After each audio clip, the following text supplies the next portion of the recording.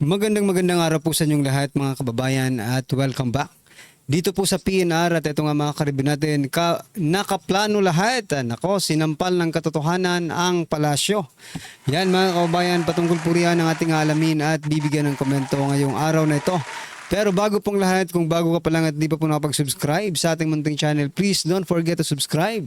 At palike na rin po ng video ito. Maraming salamat po at ito na nga, simulan na po natin to. Sama na ang bayan ko sa magnanakaw na tao.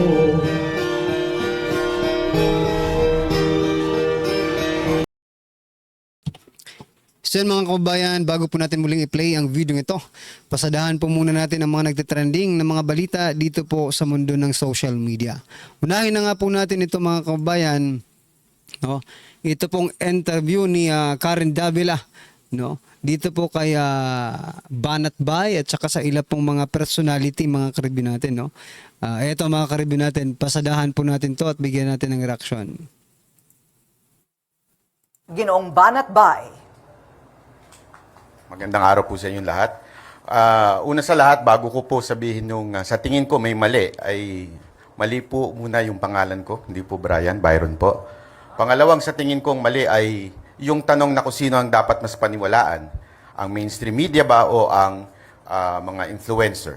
Siguro mas magandang sabihin natin o itanong natin kung ano yung sinasabi, hindi kung sino yung nagsabi. Dapat sa issue, hindi dun sa tao. Kung meron mang magpapakalat ng fake news sa Pilipinas, walang iba yan kung hindi ang mga politiko sa Pilipinas. Unahin na natin ang ating Pangulong si Marcos, na kung saan sinabi niya na wala ang baril na pumasok sa KOJC siege.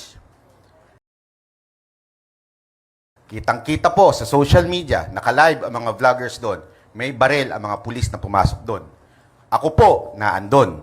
Nakita ko ng aking mata na may dalang mahabang baril si Torre. Ang tanong ay ito, bakit ni isang mainstream media walang pumuna Correct, sa totoo maling po yan, totoo. Alam niyo ang sagot? Simple lang. Sabi nga ni Sir Verhel, organisado ang mainstream media. Organisadong hindi sila pwedeng magsalita kung walang utos galing sa taas. Salamat po. Maraming salamat, Ginoong Banat. At panghuli, Ginoong Banat Bay. So yan mga kababayan, nako, matindi po yung binitawan ni Sir Banat Bay. President Bongbong Marcos Jr. #1 na fake news peddler ng Pinas. Ayon po yan kay Sir Banat Bay. Tama naman talaga di ba? Sabi niya walang pumasok pero na may baril, pero lahat po ng nakikita natin sa social media ay puro po may mga baril. Anong ibig sabihin noon? Ibig sabihin noon fake news mga kababayan. Para po mas maklaruhan tayo dito, no? Ito po mga kababayan.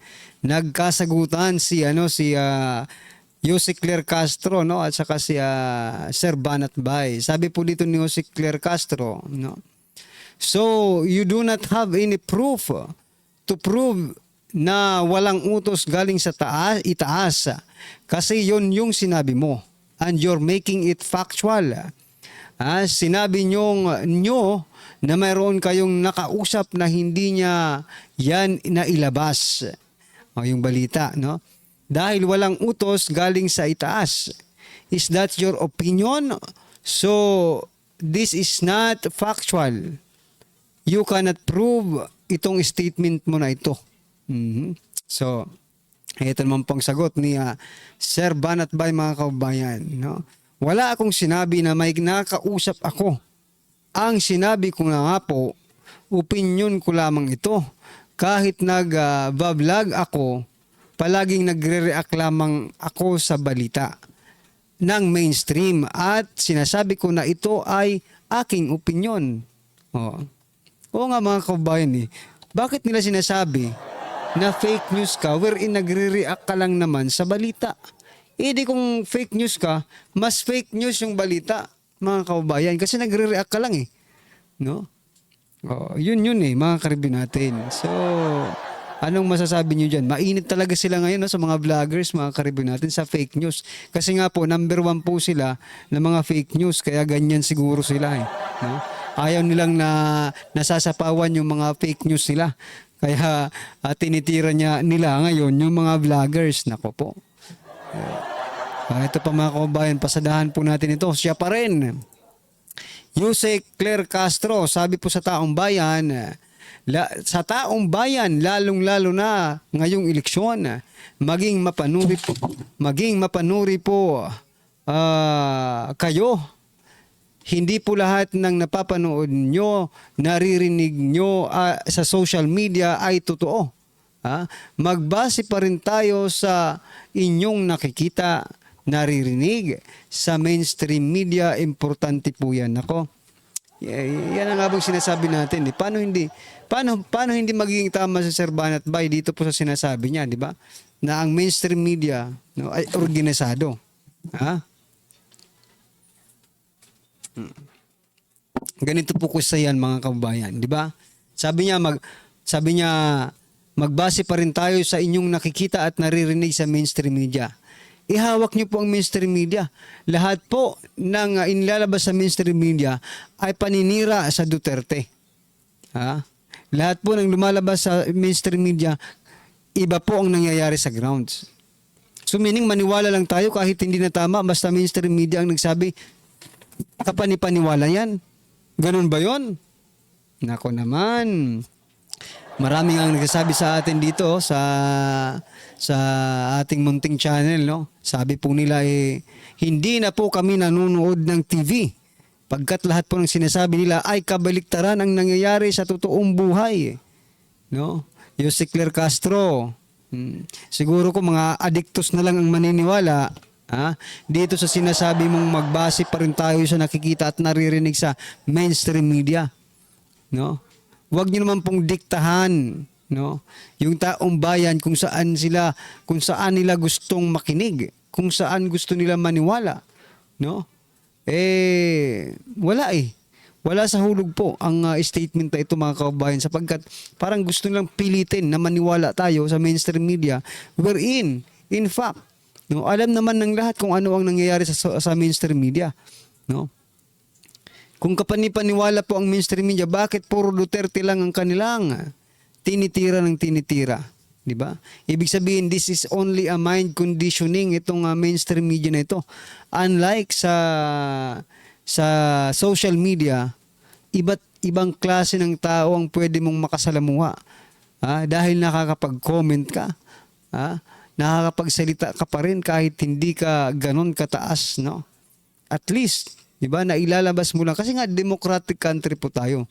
Huwag po nating diktahan ang taong bayan kung saan nila gustong maniwala. Kung fake news niyan, di mga tanga rin yung mga tao, bakit naniwala sila sa fake news, di ba? Kung fake news. No? Pero kung opinion lang ng isang tao, hindi mo naman yan masabi na fake news. Opinion nga Di ba? Well, anyway, ano po ang inyong opinion dyan, mga karibin natin? I-comment nyo na lang. At eto pa. Etong matindi, ang sinasabi ko dito, yung kanina, yan, sa thumbnail natin, nakaplano lahat. Para kasi, napansin ko po kasi, mga kabayan, parang nakaplano lahat. No? Ito pang balita, mga kabayan, sa PTV4, no? PTV. Okay, sabi po dito, just in, the National Food Authority or NFA is preparing to release rice price at 20 per kilogram with sales expected to begin in the first week of May in the province of Cebu. This aims to help Filipinos by making rice more affordable for consumers while decongesting NFA warehouses during the harvest season, allowing the agency to procure more palay from local farmers. Yan, mga karibin natin. Bakit? Bakit naman sa first week of May? Alam niyo naman natin. Second week po yung yung eleksyon. Bakit ganon?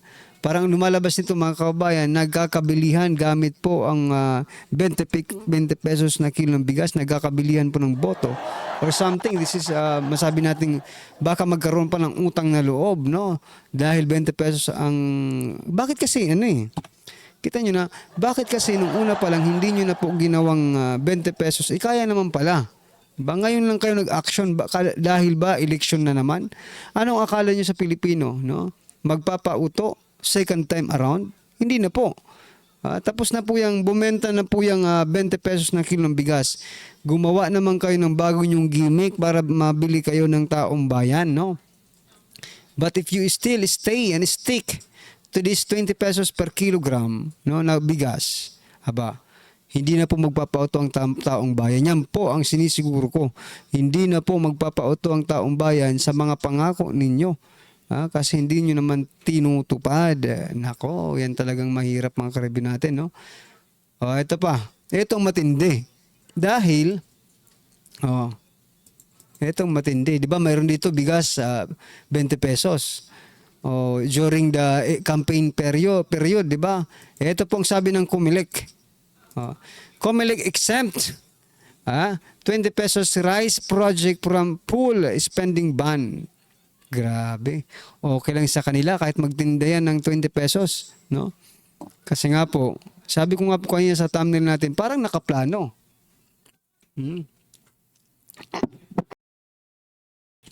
Itinaon nyo talaga sa eleksyon, no? Yung pagbaba ng presyo at saka yung pagkakaroon ng eleksyon. Pero okay lang sa Comelec mga kababayan yung 20 pesos na kilo ng bigas, no, na project di umano ng gobyerno, exempted sa full spending ban. Nako po mga karibin natin. Ano bang nangyayari sa Comelec, no? Dahil pwede ang magkaroon ng ano yan, di ba? Lokohan dyan sa 20 pesos per kilogram na project na yan, no? Unang-una, baka sabihin po ng ating mga kababayan na, ops, teka lang, dito, mura ang bigas dito. Sa kabila, para ang mahal-mahal, di ba? Dito na ako bibili. Tapos pagbili, meron pang bibigyan ng mga stickers, something like that, na campaign materials. Nako po, what I'm trying to point out here, mga karibin natin, baka mapolitika lang, no? Ganun talagang mangyayari dito. Mapupolitika po itong 20 pesos na kilo ng bigas. Buti sana, yun din buti rin po sana kung ito ay ito po ay yan, nandito na sa ano ko buti sana, buti sana kung lahat, no, ay nakakapag-avail or makaka-avail dito sa 20 pesos ng kilo ng bigas. Kaso Visayas lang. Paano ang Mindanao? Paano po ang Luzon, mga kababayan? Hindi po sila entitled to avail the 20 pesos per kilogram na bigas. Yun yung masama dito Pinipili nyo lang, no? Yung gustong-gusto nyong bigyan niyang programa ninyo. Yun yung masakit dito, di ba? Anyway, ano po ang inyong opinion? I-comment nyo na lang. At eto mga kababayan, Welta ni Representative Adjong kaya Vice President Sara, bigas sa panahon ni former PRRD, 70 pesos per kilo at may bukbok. Nako. Sino kaya ang maniniwala dito? Ikaw kababayan. Mga kababayan, naniniwala po ba kayo na sa panahon po ni former President Duterte ay 70 pesos ang kilo ng bigas at may bukbuk pa daw ito? Ay nako. Adik na lang siguro ang maniniwala dito mga kababayan, no? Na si former President Duterte ay sa panahon niya ay nagkaroon ng 70 pesos na kilo ng bigas at may bukbuk pa. Yan, anong masasabi niyan mga karibin natin? Talagang tanungin nga natin si Jose Claire Castro kung totoo ba ito. Baka mamaya kasi fake news po itong sinasabi ni Adjong. Pwede na natin si Adjong masampulan mga kababayan, di ba? Masampulan ng taong bayan si Adjong. Nako po, talaga naman grabe kung makapanira sa mga Duterte pero mga sarili nila hindi nakikita. Alright. Ito na mga kababayan, pakinggan po natin to at bigyan natin ng reaksyon. Ito na po. isa pang balita, sabi ni Senatorial Bet Camille Villar, pinagmamalaki po nila na sinampahan po, show cause order po. Ang COMELEC may show cause order para pagpaliwanagin o pinagpapaliwanag. Ano nyo na yung show cause order? Burahin nyo na. Pinagpapaliwanag po si Camille Villar sa di umano ay naganap na pamimigay o pagbili ng boto. Tindi, no? Single out. May mga naririnig. May mga nakikita kami na mamimigay ng mga congressman. Dalawang congresswoman particular. Dalawang congresswoman yung nakikita ko namimigay ng pera eh. Hindi ko alam kung ayuda o kung ayuda yon ligtas na ba? Pinagpaliwanag nyo ba yung dalawang congressman na yun na sila mismo may hawak ng pera, namimigay? Si Camille lang yata yung pinagpapaliwanag. Okay. Namimigay direkta oh. Yung dalawang congresswoman na nakita ko. Tapos si Camille Villar si Camille Villar lang pinagpapaliwanag. 'Di ba, Camille? Kai-endorse lang. Baka naman nagtiyempo lang. Kayo naman, huwag nyo naman malisyahan. Huwag po nating malisyahan ang COMELEC. No? Huwag nating malisyahan yung COMELEC. Baka nagtiyempo lang na tinaas ni BP Sara yung kamay ni Camille Villar. Kaya naman na tiyempo din na pinagpapaliwanag.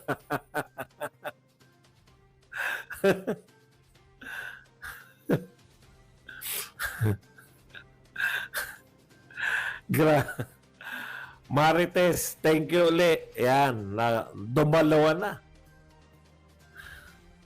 Dinalawahan na tayo ni Marites. Okay. Ito naman po ang sagot ni Camille Villar. Ito po talaga. Ay, teka nga pala, COMELEC ha. Alam nyo, COMELEC, eto mag-sorry kayo sa mga mga OFW ng Hong Kong. No? Kasi binalita nila paimbestigahan daw nila Ilabas nyo naman. Iyan po yung huling appearance ni Tatay Digong. No? Yan po yung huling appearance ni Tatay Digong sa kampanya. No? Diyan po sa Hong Kong. Dami pong tao. Bago siya makulong. Yan na yung huli niya. Tapos, si COMELEC chairman mismo, Garcia mismo, dahil nakita nila ang daming tao sa Hong Kong, paimbestigahan daw nila dahil sa napabalitang may bilihan ng boto. COMELEC, sana naman, hindi lang pa po kayo nagsasabi, pag napatunayan nyo naman na walang bilihan ng boto, kasi naroon ako Naroon po ako sa Hong Kong. Maiinsulto po yung mga taga Hong Kong pag sinabi nyong babayaran namin kayo para umatin. Ang katotohanan po doon, mas marami pa po yung nasa labas ng venue. Hindi nakapasok kaysa nakapasok sa loob. Ganon po karami yung nagmamahal sa mga Duterte. Nakita lang nila kumaway si Tatay Digong, nag-iiyakan na. Tapos inintrigan nyo, COMELEC, kayo nagsabi, sabi mo nun, COMELEC, ano sabi nyo? Iimbestigahan nyo rin yung bilihan daw ng boto. Isa lang yung So yan mga kabayan, ano po ang inyong opinion, reaksyon patungkol po sa video ito ay comment lang po sa baba. Para at least alam po natin mga kabayan ang inyong opinion. Maraming salamat po. Please don't forget to like the video. Maraming salamat po. Sawa na ang bayan ko sa magnanakaw na tao.